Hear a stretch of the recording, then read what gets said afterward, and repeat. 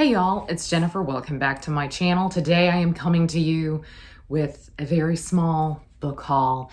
This is actually more like recent acquisitions into my library because it's not going to be so much a physical book haul. Only a couple of the books are physical. I just thought I would tell you some of the books that I have sitting on my e-reader. This is kind of going in conjunction with my bookshelf overhaul series because I'm really chronicling there as books make their way out. And I kind of also want to do the opposite and chronicle the books that are coming in. And one of my goals for 2022 was to essentially stop hauling. And I have basically done that. I've posted one book haul so far this year. And so I'm happy about that, but that's been in physical books. I have actually had a very heavy e-reader Kindle year. And so when I would normally get a physical book, I've actually so far this year basically decided to pick it up on Kindle.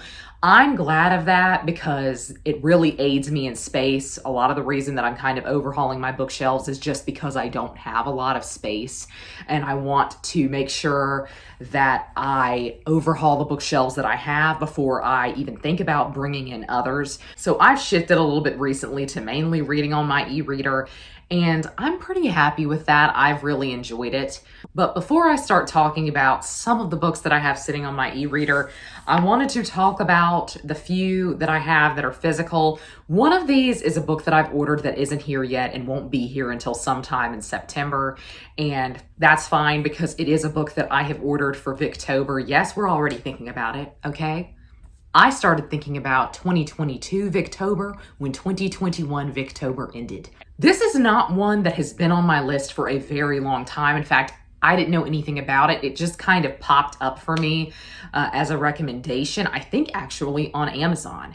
And this is Against Nature, which is the novel that supposedly inspired Oscar Wilde to write The Picture of Dorian Gray.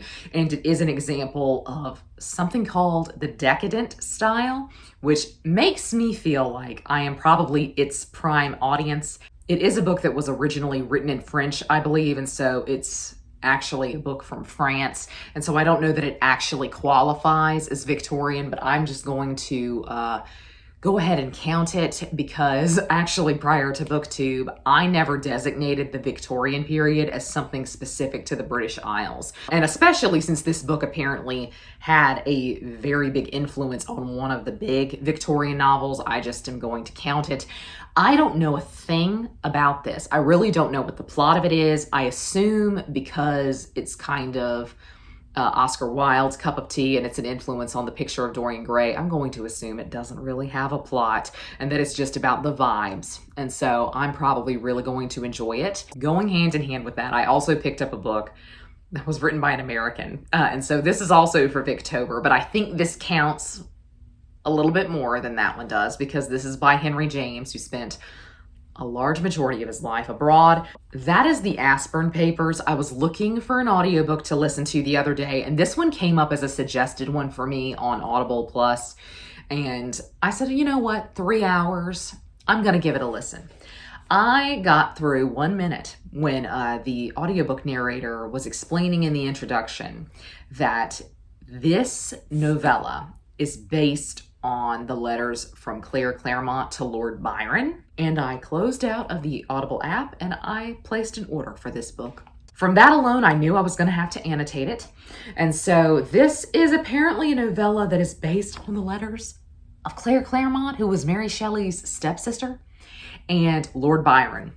I mean, this is just going to be it, you know? I am sorry, and I'm going to go on and do this here. I'm going to formally apologize to Henry James.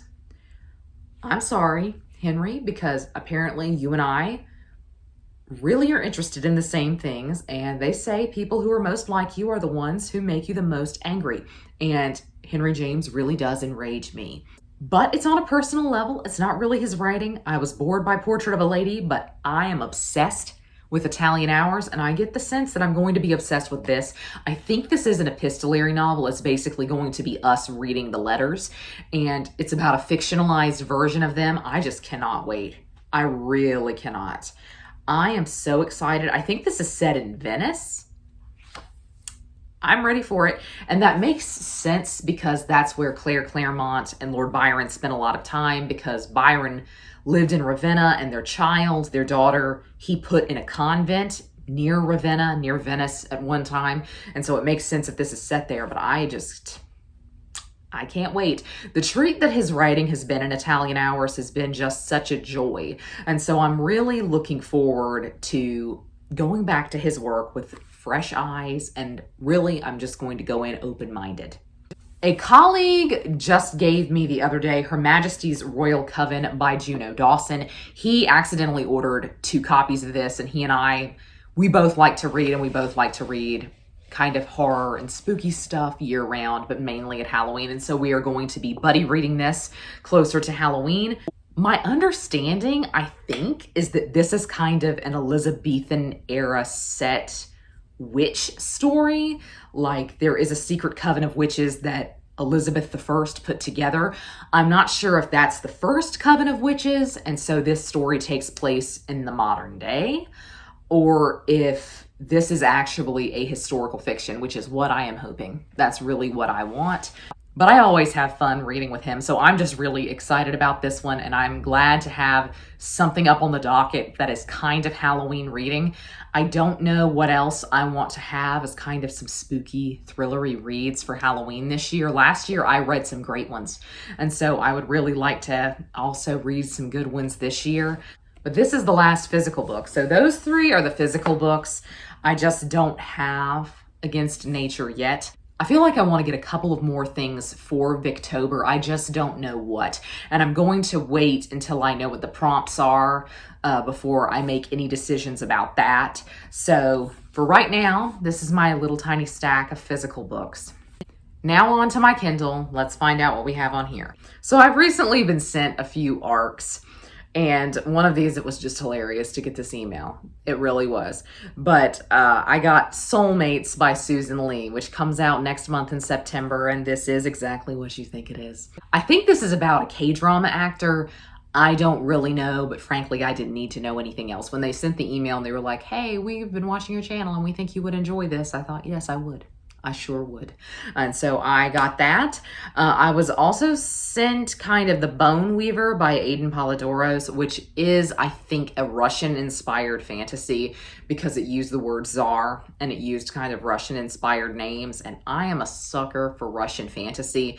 I've not been happy with a lot of the releases over the past few years, but I'm willing to give this one a shot. I do think it's YA. But I'm looking forward to it. Speaking of Russian-inspired fantasy, I was also sent The Witch and the Tsar. And believe you me, I will be reading this very soon. This also comes out next month. This is one that has been on my radar for a little while, so I was really excited to be sent this ARC. This is an e-ARC, of course, and I'm obsessed. I'm excited. I think it's going to be very good. I hope that it is a little bit like Deathless by Catherine M. Valente. And those of you who have read Deathless will know what I'm talking about. There's just something about that book. That's one of my favorite books of all time, and I have been chasing that high since I finished it 6 years ago. I don't know whether or not this is really going to scratch the same itch or be as lyrically beautiful, but I'm really hopeful about it. I have also picked up recently A Magic Steeped in Poison. I've just heard nonstop good things about this. And most recently I watched Doka Yoon's reading vlog about this book, which I will link to down below, and I'll link to her channel down below. And she just really loved it. And I've heard basically nothing but good things about this one. And I believe it's a duology, and the second book is either just about to come out or has already come out. And so it's just a series that I can plow through, so I'm glad to have that one around. I have started it, and it didn't capture me right off the bat, but sometimes I need to take a break from books that are written in the first person. I don't know if any of y'all feel that way, but first person is not my favorite tense, and so I find that I need a break from it every now and again. I also have something called Captive of Wolves.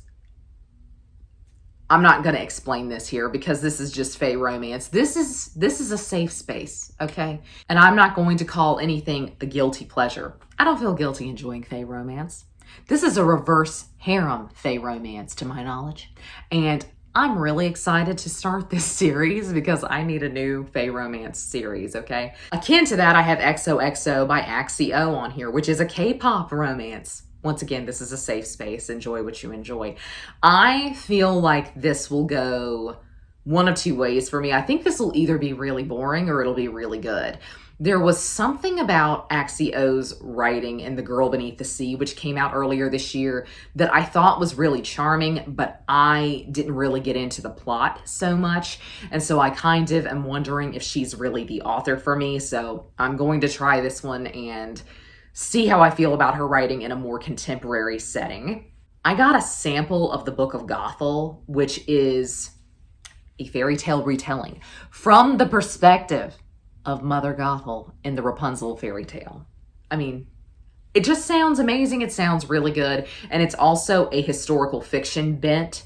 So it kind of takes place in Germany of the 1100s, I believe. And the book is set up like somebody finds a manuscript that was written by her and translates it.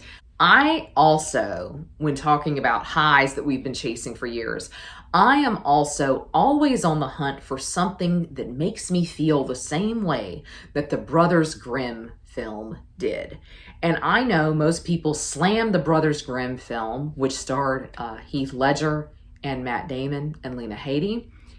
I know a lot of people slam this. It is a formative film for me. As a child, I just was obsessed with it. And it is the perfect autumn vibe. Like, there's never been a film that more perfectly fit the autumn vibe than the Brothers Grimm. But anyways, I am hoping that this gives me a similar feeling because there was also kind of a tower aspect in the Brothers Grimm film. So I'm excited. And it also, I think, is going to make us sympathize with the villain. And I'm always just a little bit interested in that. So I only have that out as a sample. I have not yet bought that one. So hopefully I do like it. I also downloaded Untold Night and Day by Suah, which is translated from the Korean. And this is apparently also a fairy tale-esque type of story about a girl who works at a theater that I believe is designed to be a theater for the blind. So they put on like live performances or they read audiobooks and people can come in and just hear and absorb a story. But I've heard the book is very fairy tale-like. Like, she has to go to the airport to pick up a guy named Wolf, and her grandmother tells her to go pick up this guy named Wolf or something like that. And I said, you know what? That's enough for me. I'm getting into the time of year when I really like a fairy tale retelling. And I think I'm probably going to enjoy this because it's going to mix a lot of different tropes together. I am not at all familiar with Korean fairy tales, and I would love to read a collection of Korean fairy tales. But I'm interested to see if she's going to play with Western fairy tales as well as Korean fairy tales. I'm just going to go into this very open-minded because I've heard it's kind of surreal, which I don't know if that's necessarily my thing, but I'm going to give it a try. I also pre-ordered Babel by R.F. Kuang. Came out Tuesday. I can't believe I pre-ordered it because I really didn't get on with the Poppy War. It's just something about the way it was written. But dark academia at Oxford about languages, I just really couldn't resist it because I love historical fantasy so much. Anything that is historical fantasy, I am willing to give a try. And dark academia, historical fantasy, I just had to do it. Really had to. I also have gotten two things by John Ruskin. This is also for Victober. John Ruskin was a pretty famous art critic from the 19th century. And so I have his behemoth work on Venice, which is called The Stones of Venice. And he talks a lot about the history of the city as well as the art that you can see while there. I'm really excited about it. I also picked up Mornings in Florence, where he's going to basically do the same thing and talk about Florence. I have never read him before, and I've heard he's a very influential writer in terms of art criticism, but that he was also very influential on fiction writing of the day. And so that's something that really intrigues me. The Stones of Venice is something like 1,000 pages long. And so 100% that is not going to be finished in Victober. It really is not. But those are the books I picked up the most recently. I'm really trying to move to reading specifically Victorian classics on my Kindle because it's really hard to turn down a free edition of the book. They don't come with notes, which is something that holds a lot of people back, but I don't tend to feel like I need as many notes with a Victorian classic as I do with maybe an older classic. And so I'm trying to make that transition, but it is so hard. But I would love to know if you have read any of these. Are you also getting ready for Victober? I might use the hashtag in the description. I mean, I'm just ready for it. But that's going to be all for me today. I hope you're all having a great week. Happy reading. Goodbye.